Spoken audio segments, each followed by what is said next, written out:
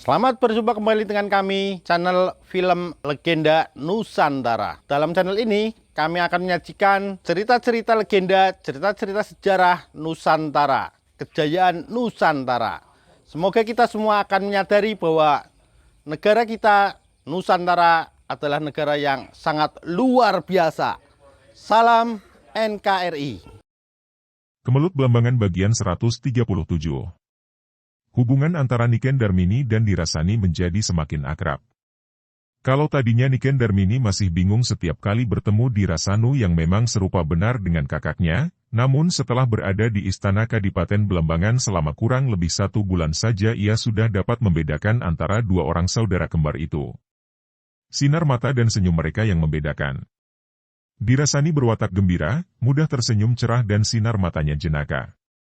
Sebaliknya Dirasanu sang adik kembar, wataknya pendiam dan pandang matanya serius. Hanya dalam keadaan gembira sekali maka dia serupa benar dengan kakaknya karena senyum dan sinar mata mereka pada waktu demikian tak dapat dibedakan. Maya Dewi merasa heran ketika ia melakukan pengejaran sampai memasuki daerah Belambangan. Ia mendengar keterangan dari orang-orang di perjalanan akan keadaan gadis yang menurut prajurit tadi diculik seorang pemuda. Mula-mula mereka memang melihat seorang gadis terikat di atas punggung seekor kuda yang didudukinya, dituntun seorang pemuda yang juga menunggang kuda. Akan tetapi setelah ia mengejar terus, ia mendengar keterangan lain dari orang-orang yang melihat gadis dan pemuda itu. Menurut mereka, gadis itu menunggang kuda dan sama sekali tidak dibelenggu, melainkan berdampingan dengan seorang pemuda tampan yang juga menunggang kuda. Bahkan tampaknya mereka akrab. Kemelut Belambangan karya Ho Ping Hu di http://ceritasilat-novel.blogspot.com by Saiful Bahri Situbondo. Mendengar keterangan ini, Maya Dewi menghentikan niatnya untuk melakukan pengejaran dan pencarian terhadap gadis yang diculik orang seperti yang ia dengar dari prajurit yang terluka di tepi jalan itu. Ia tidak tahu siapa gadis itu, siapa pula penculiknya dan apa urusan yang terjadi di antara mereka. Ia melakukan pengejaran hanya karena mendengar ada gadis diculik orang, dengan niat untuk menolong gadis itu. Akan tetapi keterangan terakhir yang ia dapatkan mengatakan bahwa gadis dan pemuda itu telah bergaul akrab, tidak ada tanda sama sekali bahwa gadis itu diculik atau dibawa dengan paksa. Ia akan mendapat malu sendiri kalau nanti dapat menyusul mereka dan melihat bahwa tidak ada apa-apa di antara mereka. Akan tetapi karena ia sudah berada di daerah Belambangan, ia teringat akan berita yang didengarnya dalam perjalanannya. Ia mendengar bahwa pasukan Belambangan telah menyerbu dan menduduki Pasuruan. Akan tetapi tak lama kemudian pasukan Mataram telah berhasil merebutnya kembali. Ia mendengar pula bahwa Belambangan diperkuat oleh bantuan dari pasukan Bali dan Madura. Dan yang membuat ia tak senang adalah ketika ia mendengar bahwa Belambangan juga dibantu oleh Kompeni Belanda yang memberi banyak senjata api. Ia harus membantu Mataram demi menebus kesalahannya yang sudah bertumpuk-tumpuk terhadap Mataram di masa lalu. Ia akan menyelidiki pihak Belanda yang berada di Belambangan, mencegah mereka memberi bantuan selanjutnya. Setelah mengambil keputusan dengan cara itu ia akan membantu Mataram.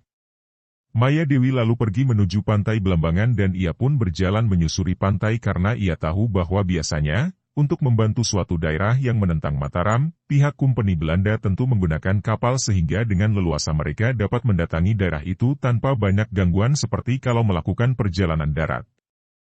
Juga mereka mengandalkan keampuhan kapal mereka yang diperlengkapi dengan meriam-meriam, dan awak kapal dipersenjatai senjata-senjata api.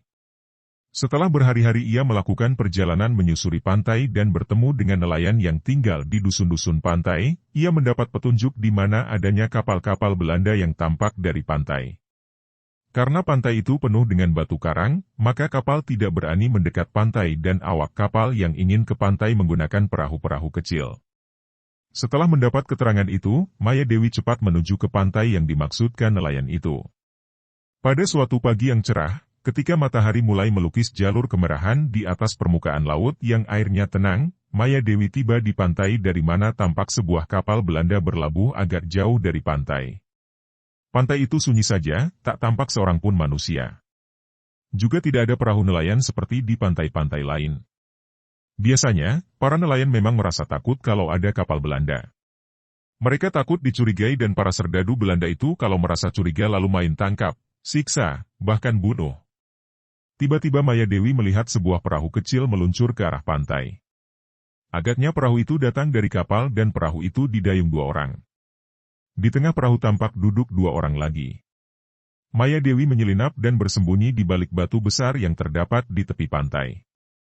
Setelah perahu itu tiba dekat pantai, dari tempat ia mengintai, Maya Dewi dapat melihat jelas bahwa 2 orang yang mendayung itu adalah anak buah kapal dan yang seorang lagi seorang opsir. Akan tetapi yang seorang lagi berpakaian jubah longgar, bukan serdadu. Mereka berempat adalah orang-orang kulit putih dan Maya Dewi yang sudah hafal akan pakaian para anggota pasukan Kompeni Belanda mengenal bahwa yang 3 orang adalah seorang perwira dan 2 orang prajurit Kompeni Belanda yang bertugas menjadi anak buah kapal.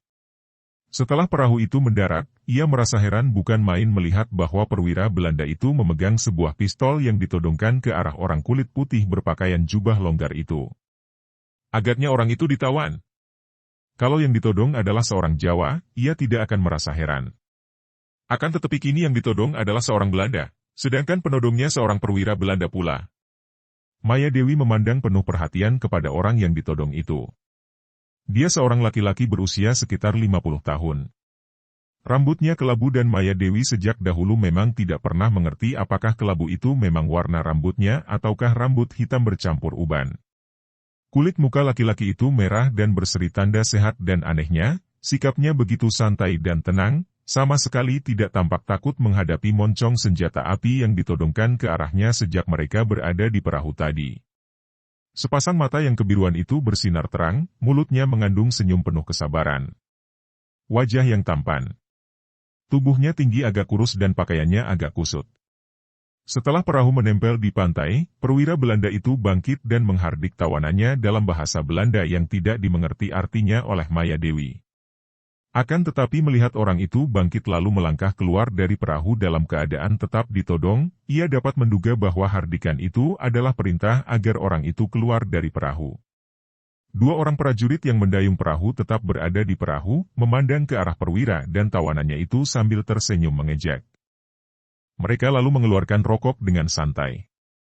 Sementara itu, si perwira menggunakan ujung senjata apinya untuk mendorong tawanannya agar maju lebih jauh dari air. Tanpa mereka ketahui, mereka kini mendekati batu besar di balik mana Maya Dewi mengintai.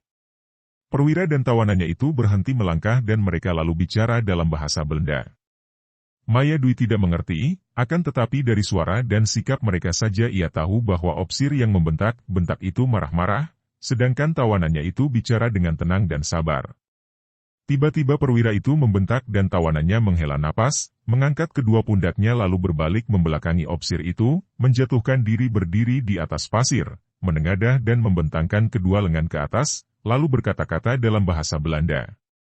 Maya Dewi dapat merasakan getaran penuh perasaan terkandung dalam suara orang itu dan biarpun ia tidak mengerti artinya, ia dapat menduga bahwa orang itu agaknya sedang berdoa. Tiba-tiba Maya Dewi menggerakkan tangan kanan yang sejak tadi sudah menggenggam sebuah batu karena memang ia sudah berniat untuk menolong orang yang ditodong sungguh pun ia tidak tahu urusannya. Begitu melihat perwira Belanda itu mengangkat pistolnya dan siap menembak orang itu dari belakang, Maya Dewi menyambitkan batu itu ke arah tangan yang memegang pistol itu. Cut! Dar! Pistol itu meledak ke arah atas sebelum terlepas dari tangan pemegangnya dan perwira Belanda itu menyumpah-nyumpah dalam bahasa Belanda sambil memegangi tangan kanannya yang berdarah dengan tangan kiri.